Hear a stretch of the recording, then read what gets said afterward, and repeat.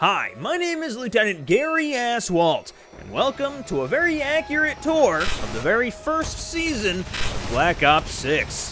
Why does it feel like that intro keeps getting longer? The plot begins with the smallest new multiplayer map, Heirloom, which takes place in a museum owned and financed by the dangerous Lutazi family, where the Black Ops crew has to don their best art school disguises to gain access and absolutely destroy the place. I mean, look at what they did to this giant brass dogshit sculpture in the middle. Oh wait, no, I'm actually being told they haven't quite made it to this room yet.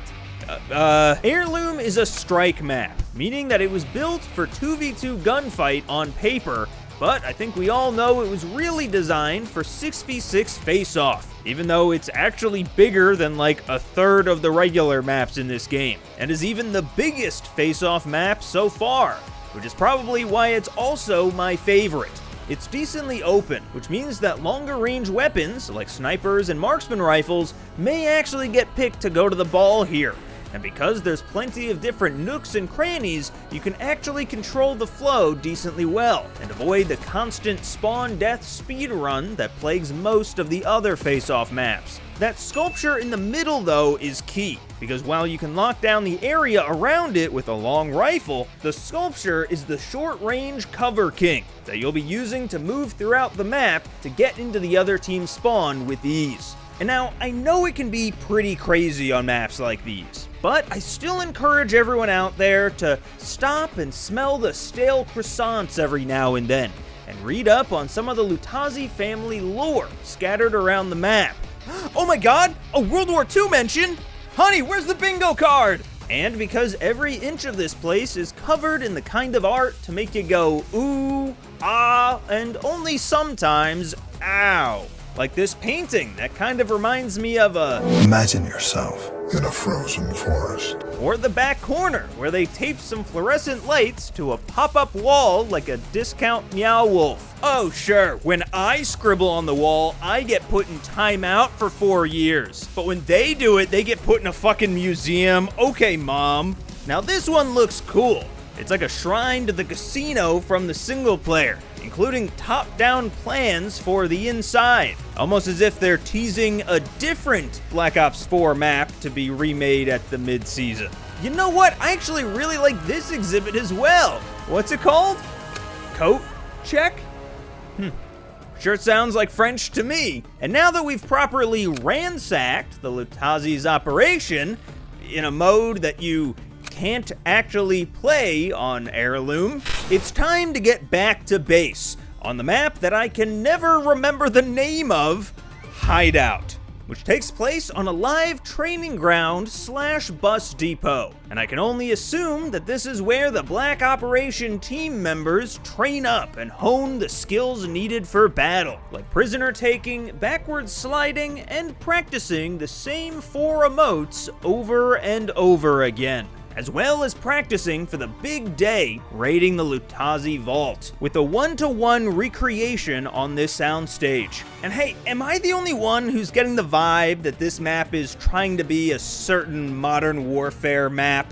Like, I can't quite put my finger on it, but I don't know, it feels like some kind of house. In fact, this might be the most Modern Warfare a Black Ops map has ever looked, with shipping crates littered everywhere, which, as we all know, is one of Infinity Ward's only good modern contributions to the series. Gameplay-wise, it's a pretty good medium-sized map, taking place in 2 main buildings with a sky bridge connecting them. A tried and true style of map that we've seen a million times before, but now with a bit of added flair thanks to the new movement and parkour. For instance, if you want to get up into the sky bridge fast, you can use this crate here to just jump your way on up, so you can get shot from both directions quick. Then there's this whole half of the map that's littered with that "I'm yellow, you can climb me" type energy that gamers were artificially angry about for like a month. And if you listen to those inner demons, then you can post up in this window leading inside, which has the same feeling as putting a hoodie on backwards. But that's not to say that the other side of the map is a flat stick in the flatter mud. because starting on and around the shipping crate fort, there's all kinds of cover that you can hop between, practicing your floor is lava strats. Next is the bus, and the script just kind of tells me to expand on the bus thing here. So, you can climb it, you can go inside of it, and it's pretty cool. So, now that we're all trained up and know exactly what we're going to do when we get inside the vault, it's time to enact the next step of the plan: extraction.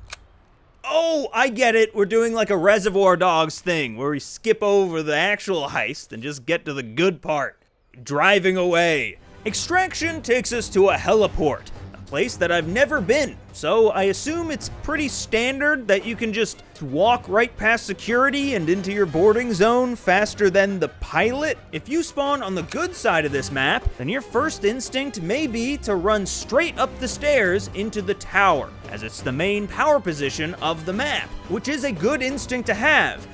But you need to fight it with every fiber of your being, because it's actually faster to just climb up the side.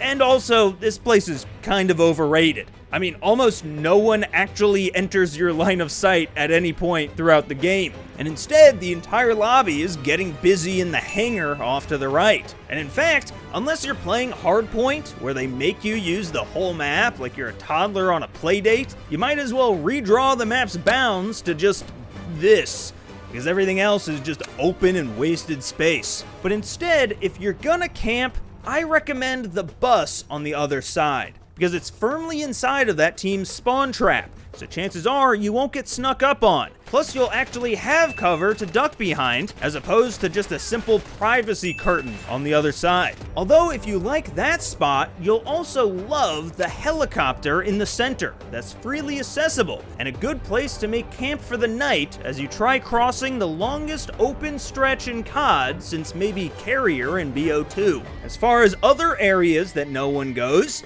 there's the underground segment that people don't even bother using as a flanking route, really. And I actually only just recently discovered it while checking out this cool staged body by the entrance. See, now that is world building. Sorry, I'm clearly stalling, because the last and by far most important part of this map, the hangar, is up next. And there's really not a lot for me to say. People fight here.